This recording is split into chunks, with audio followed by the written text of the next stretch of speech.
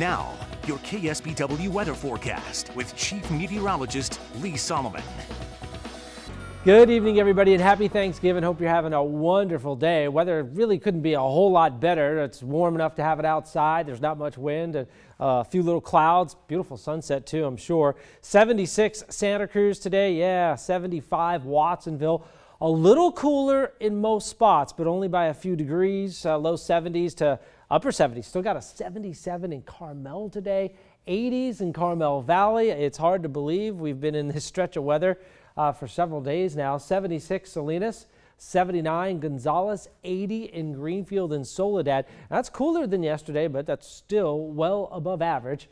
Low 70s to middle 70s and upper 70s in the Santa Clara Valley. So everybody making out pretty nice. Even warmer down in Southern California. A little too hot, I think, even. Gosh, 91 in LA, 87 in San Diego today. It was about the same temperature in Palm Springs. Vegas hit 80 and a 65 in Lake Tahoe. Obviously, the snow is melting rapidly, but they got enough above 8,000 feet. Most of the resorts are turning some lifts. So, you know, if you want to get up there, you can. And it's not every year what we can do that on Thanksgiving. So warm western half of the country, cold on the eastern half. I mean, it's easy to see that dividing line. It's not Arctic cold, but it's chilly. 30s in Chicago, 40s in New York City. Wind chills more like the mid-20s. So definitely going to be cold tonight. 48 Bismarck, and then everything else is pretty mild. 60s Denver, 76 in Phoenix right now. And pretty quiet, too. Not a lot of precipitation, especially in the southern half of the country. The only real trouble spots, parts of the Carolinas right here, Outer Banks, a few showers over Florida. And then most of the rain all week has been up in the Pacific Northwest. That continues, although it's a little less than it's been earlier in the week. It's more showers than anything else. We have a tropical air mass over place. It is literally coming out of the tropics. I'll show you the feed here in a second. What you're seeing on the radars is Virga. It's moisture in the clouds starting to fall down, but evaporating before reaching the ground. So it's not raining anywhere, actually. And I don't expect any rainfall at this point until the second half of the weekend. Taking a look at this feed, again, it goes all the way back into the tropics. A few showers well up to our north, but again, most of that at a few drops maybe up in the northern corner of the state, but not much. Area of low pressure, though, taking shape here in the Gulf.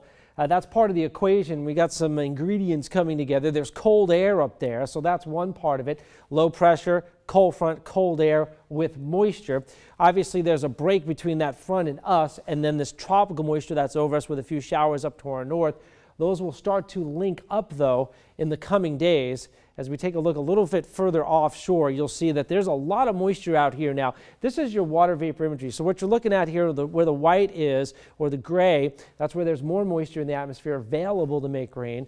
And here, where it's really dark and black, bone dry. That's the stuff that's over Southern California right now. That's why they're so warm. So I'm looking at this piece coming down, a piece of moisture and an area of low pressure coming towards us, and all those combining. So it's very, very tricky to see how strong is this area of low pressure going to be when it gets here, and what's the actual track. That's going to tell us how much rain we're going to get, how long, and how much wind we'll get from this. Temperatures will pretty much hold right through Saturday, mild, lots of 70s going.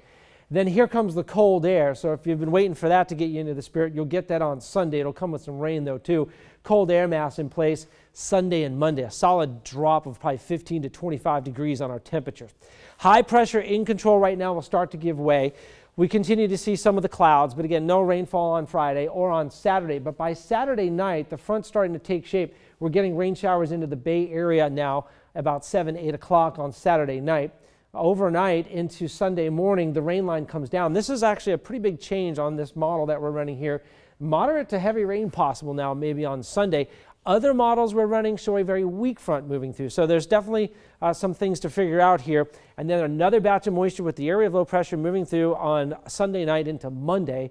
So we'll see how it plays out. Right now, I'm not going to go with any kind of totals. It's too hard to tell. High pressure is back by Tuesday.